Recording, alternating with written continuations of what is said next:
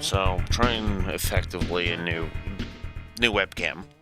What a way to start recording these. What a thing to record first outside of the VODs, obviously.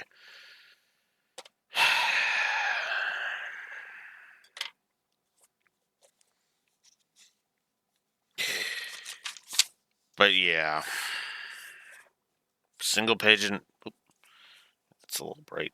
Single page of notes, just the one page of notes.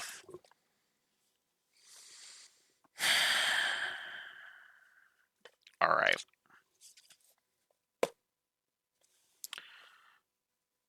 Here's the thing. The thing that I'm going to make crystal clear right now. Okay? If you like this episode, all the power to you. Feel free to tell me why. Comments. That's what those are for.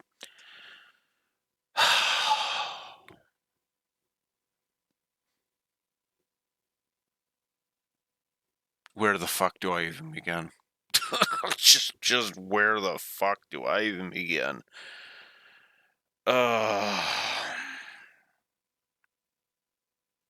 Well, let's start with the fact that, yeah, I decided to give this frickin' Rantview status. I didn't even bother with a changes section because, I can easily come up with a changes section.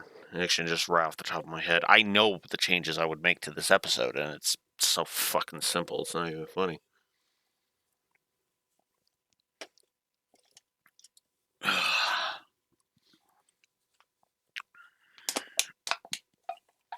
I mean, I can't make this episode good. I'll be honest about that.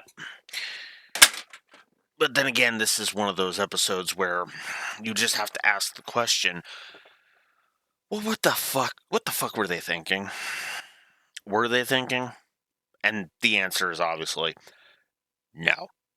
No, they weren't.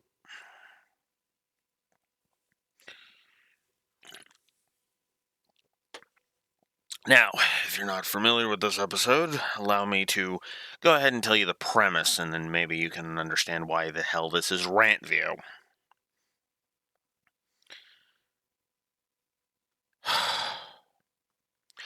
Mai is challenged to a duel by a B-list Hollywood star, a B-movie actor by the name of Jean-Claude Magnum, who is a parody of Jean-Claude Van Damme.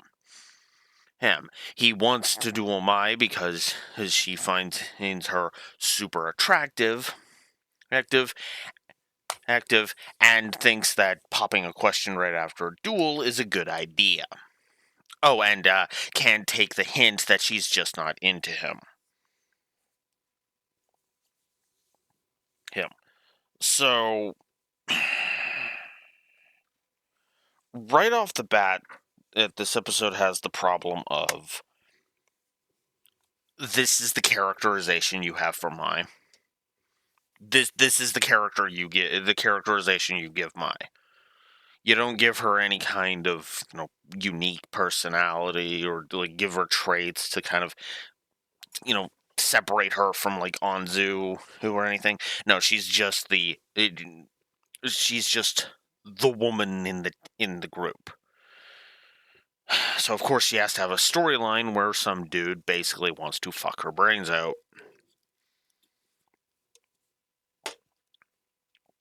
Where a misogynistic pig wants to fuck her brains out. Let's be more accurate about that.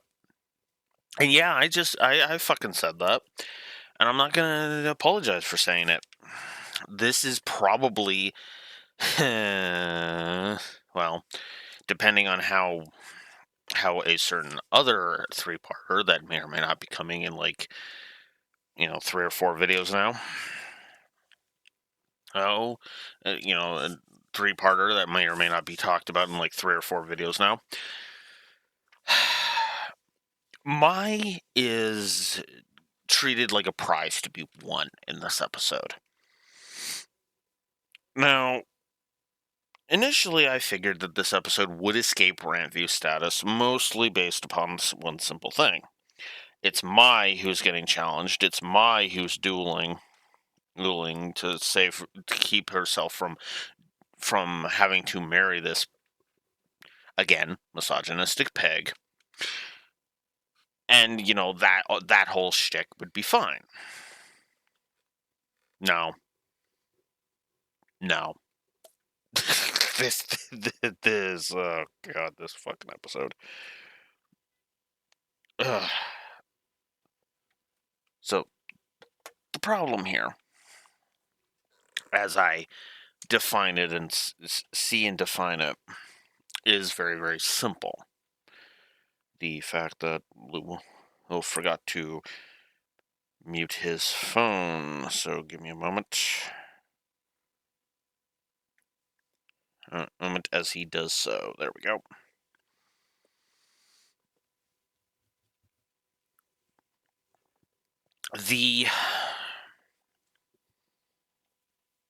God, where the fuck do I even begin with this shit?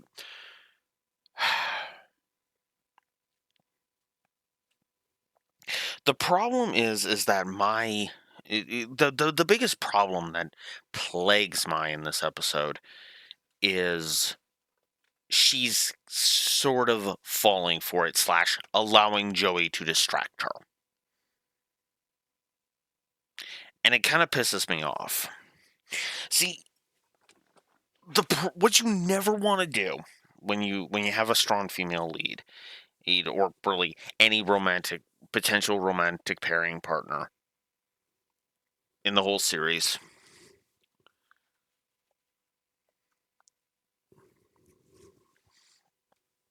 what you never want to do with a paramour or arc is have one getting distracted, right? You want them to complement each other, right? Now, sometimes this can be, perfectly fine, and then other times it can be kind of weird. I'll touch on the whole age gap between Joey and Mai a bit later. For now, all I'm going to say about it is, if it bugs you, I get it. And if you find, the pairing of those two squick because of the age gap, I get it. I would argue that we have enough evidence based upon the actions to not immediately label Mai as a groomer, but that's but that's just my opinion, you know. I mean, and yeah, I know the usual defense, consent laws and shit. That's why I tend to just look at that and go, well, I get it if you find it to be squick. It makes perfect sense, right? But I would have liked the idea of, by the end of the series, he's considering there's supposed to be, 3 years. This series is supposed to span over the course of 3 years, according to some sources that I have seen. They're not official sources, so grain of salt on all that. I think the wiki also says, that it's a thing, but that's still, an 8-year age gap, which again, I'm trying to be forthcoming with it, and especially considering they just kind of naturally start to form a bond of friendship. It starts as a friendship. It would start. I guess I'm getting into it now. It starts as a bond of friendship and then could blossom later into a romance. And I think that kind of helps to offset it, when it's not, and especially when it's not one-sided, you know. I did. But again, that also, well, okay. I'll put it to you like this. I would agree with the squick if they were actually dating over the course of the series, right? Which is why in a potential Yu-Gi-Oh rewrite, I would kind of finagle the ages a little bit to make that, less gross. Right? Effectively, kind of, I would have to decide if I'm aging him up or if I'm aging her down, and more than likely it's the reverse, because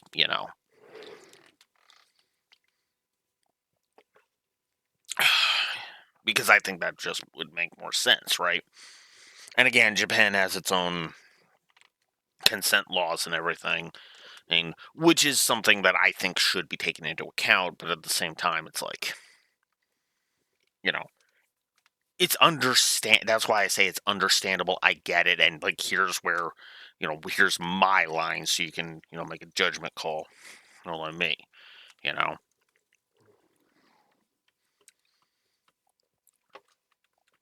Now the wishy-washy nature of it, that they will, the will they won't they crap they keep pulling, that'll piss me right the fuck off. But that's not really in this episode, kind of.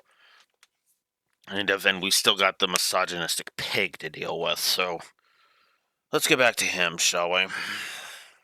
So, Magnum comes crashing through a freaking wall because apparently he cares more about flashy entrances than, well, people's safety. Yeah. That was a pause for an edit, by the way, so if you saw a little bit of a dissolve transition, that's why. Anyways, I'm trying to get better about that kind of stuff, because again, stuff in the background is, I can't control that obviously right now. Maybe in about 4 or 5 months from now, I'll be able to control that a little bit more, but we'll see. Regardless. So Magnum comes crashing through the frickin' wall because he's an asshole, and he immediately proposes to Mai. Now, to the episode's credit, we are not supposed to be on Magnum's side. We're not. We're supposed to be against Magnum when it comes to this. We are supposed to be, for all intents and purposes, looking at Magnum like, dude, you are a pig. Get the hell out of here. False alarm. Okay. Right? The audience is supposed to be looking at Magnum like, get the fuck away from Mai, you sick fuck. The only way this could have been even worse is if he was pulling this on Serenity. Which, oh, look, you want to see an actual fucking groomer? Well, then we'd all be referring to Magnum as the actual fucking groomer. Because, see, here's the thing. I know I'm still banging on about the whole Mai and Joey being a couple thing. Again, like I said, if it slowly developed over the course of things, that'd be a little less, squick, especially if Joey was the one that reciprocated, right?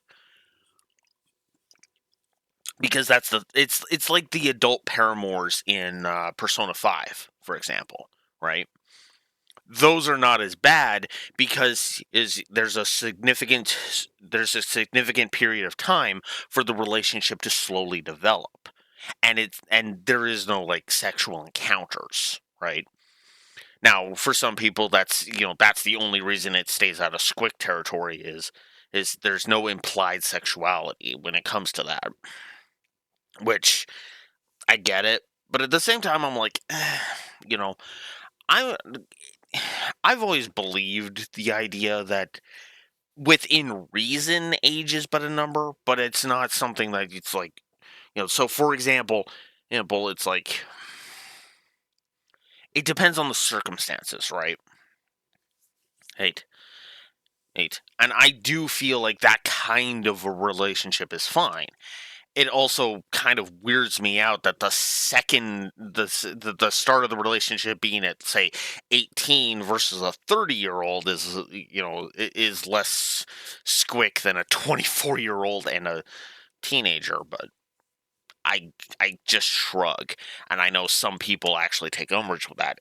18 versus 30, that's bleh, 25 versus, mid to late 30s is still like, yeah. I don't mind that so much. I'm not trying to get into an age debate here because I'm trying to, because my whole entire point was I get it if you find it squick,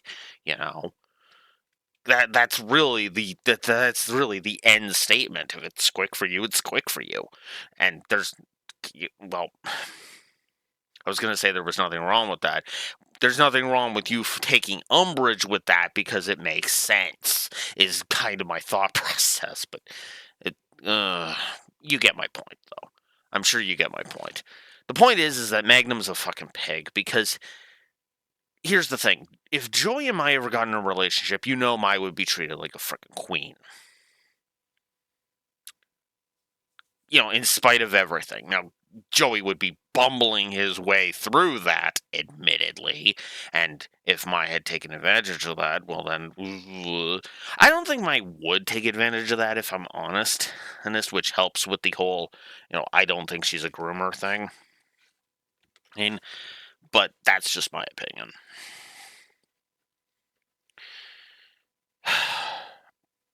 Then there's Magnum. Because to circle back to Magnum, he literally gets defeated by Mai in a duel, which apparently operated on Battle City rules. Okay, what? that makes no sense to me. The Japanese version is even bigger is even more plot hole heavy with this. It's because all the dub does is just have it say, "You are out of life points." Like Mai declares that he's out of life points. In the Japanese version, she calls for a direct attack on Magnum's life points. The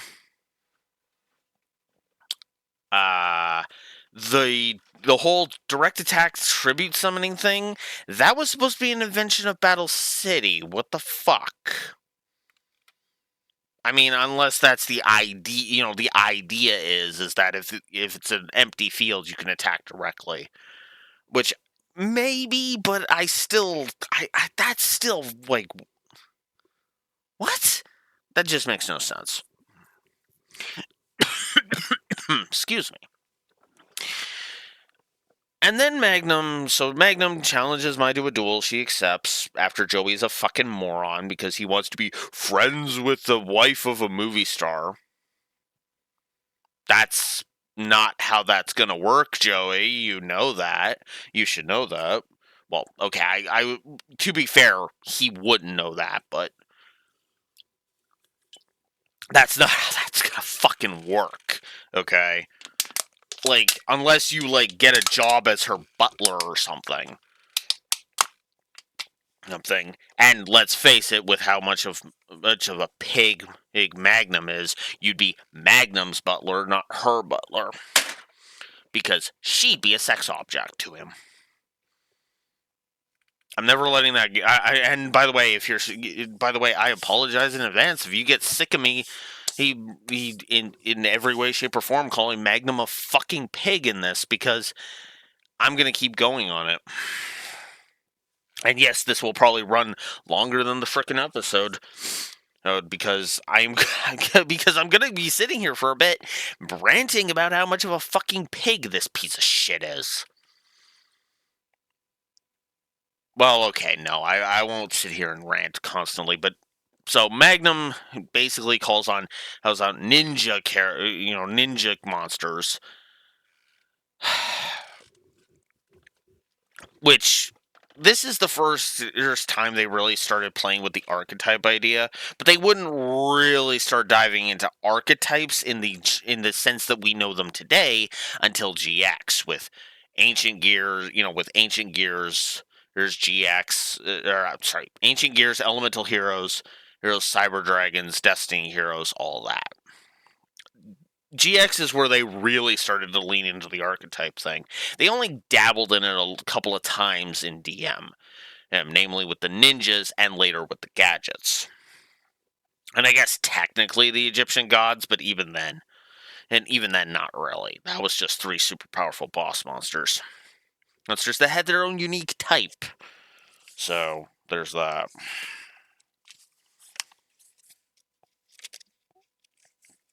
I'm just going to check my notes real quick here.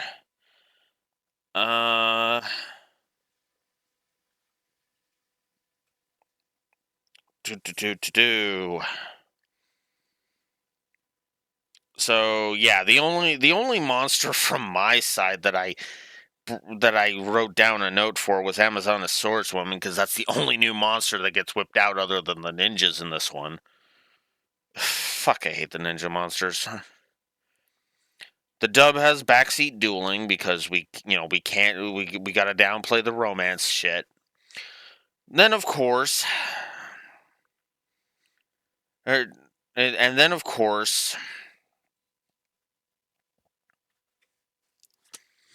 and then of course,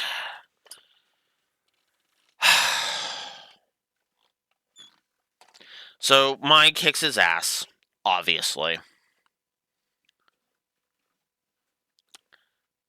And then he tries to do a kidnapping.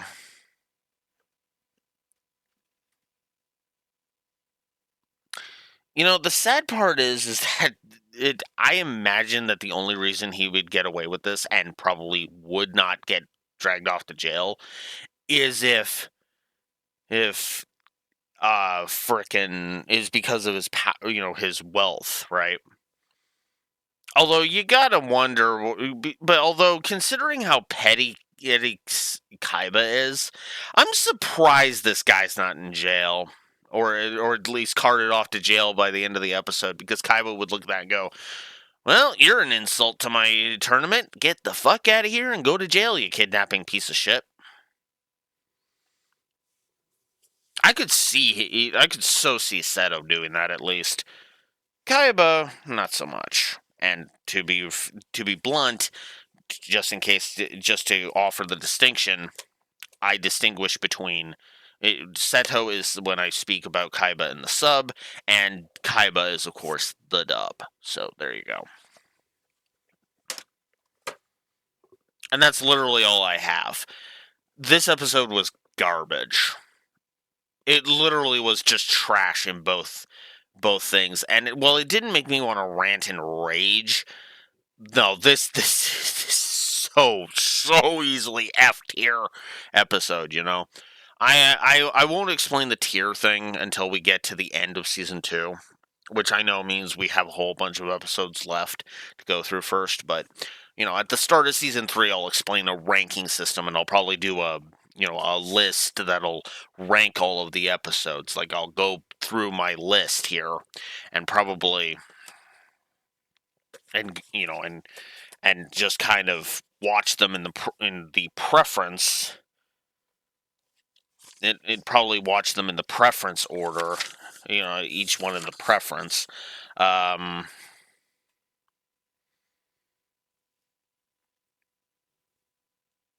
Which I suppose I'll have to go back through the entire thing, but oh well. Regardless, though, yeah, I,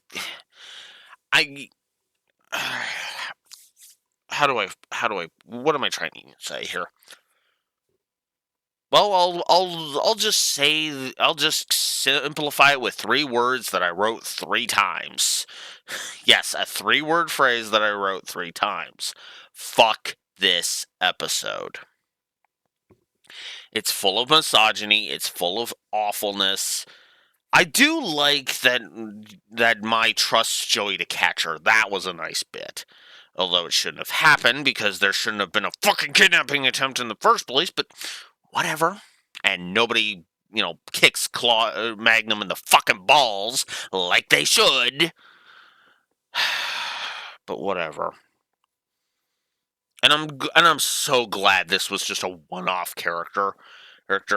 Like, I would laugh. Honestly, I think it would have been better if we had swapped these around. So, like, for example, oh, hey, we have this misogynistic pig get his ass kicked by Mai, and then the very next episode, instead of Bones, we actually have Bakura sadistically tearing him apart.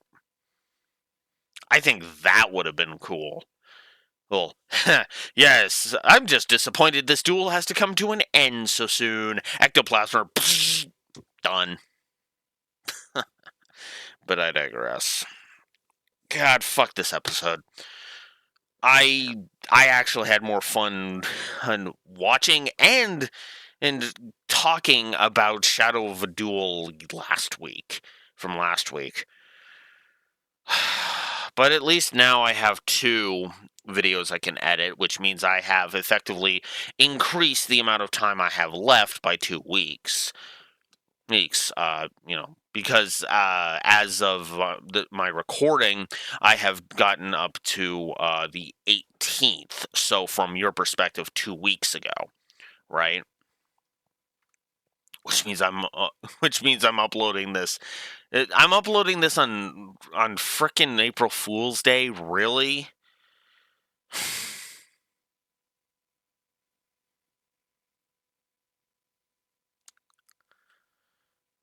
I almost feel like I need to upload an April Fool's joke.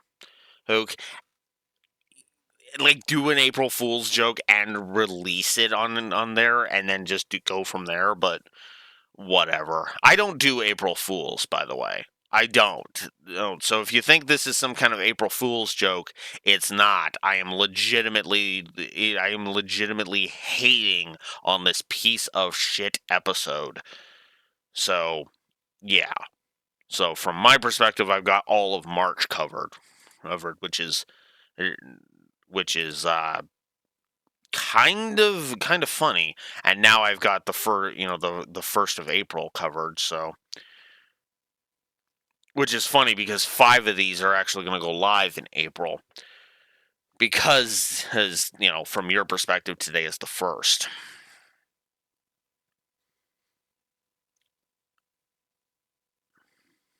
The 8th, the 15th, the 22nd, and the 29th. Which is funny because we've got a standalone. Because the way this is going now is the next one's going to be a standalone. Then we've got a 3-parter. Then we've got a 3-parter. Then we've got another standalone. Then we've got a 4-parter. And that will cover April. Which then leads us into a 3-parter, a 2-parter, another standalone, and then a 2-parter. So yeah, we're getting down to the wire now. Oh, because like I said, standalone 3-parter, standalone 4-parter, then a 3-parter, then a 2-parter, then a standalone, and then a 2-parter. 8 videos left in season 1. Or season 2, excuse me. 8 videos left in season 2. And obviously I'm going to do an addendum video, so I'm not going to release, do the addendum video and then you wait a week and then you get the start of season 3. No, you're going to get the start of season 3 at the same day I post the event. The addendum video goes live, and it'll just go live like an hour later or whatever. But yeah, that is Lights Camera Duel, a terrible episode, and oh fuck, I actually am less angry. I do hate this episode. I fucking hate this episode, but I'm surprised I'm actually calmer in ranting about it. But I suppose we should get to the changes section, so, alright, changes section. How would I fix this episode, or at the very least make it less misogynistic? First of all, get rid of the fucking kidnapping shit. You don't need that. Or if you're going to do that, have it be that Magnum was going to do the kidnapping thing. And then and maybe have Magnum be against the kidnapping thing. Like, apologize for not having control over his stuntman, and then, and maybe have the stuntman be like, and then be like, I will fire that stuntman because screw him, or, or whatever. So that's the first change. I would also try to smooth out the whole Joey romance shit, because again, the squick factor is in full effect. And I don't know how else I would do. What else I would do. But those are like the two. That's the one big thing. Get rid of the fucking kidnapping shit. Downplay the fucking misogyny. Okay. Downplay the whole I must fight, hurt the ones I love, and blah blah blah blah blah. And it's like, ugh, fuck this guy. Screw this guy. He's a waste of fucking time. I can't make this guy good. Okay. I can make him more tolerable, but that's as far as that fucking goes. I've actually got more of an idea of how to fix the version of this episode that GX pulls in its first season than this one. And yes, I'm actually planning that now. Oh, I am actually planning that because the changes section of that episode, I don't see how the fuck that episode's escaping Rantview, by the way. It's the episode Courting Alexis, if you're familiar with it. And if you're not, and if you don't know the dub names, that is the tennis episode. So when we get to the tennis episode of the first season of GX, oh god, I'm going to be ranting so fucking hard at that burn deck fucker. And the fact that he's apparently supposed to be a match for the Cyber Dragon player of that series. And I'm just doing that to avoid pissing anybody off, any GX fans off right now. Let's save that until we actually get to GX, Ugh. But yeah, I've got a whole rant and a whole changes section specifically for that one episode. And I'm looking forward to it. But that's it for me. Hey, I'm going to stop ranting. Next week is an exposition episode, so expect the next week to be pretty fucking short. I might try to talk about a few things about that episode.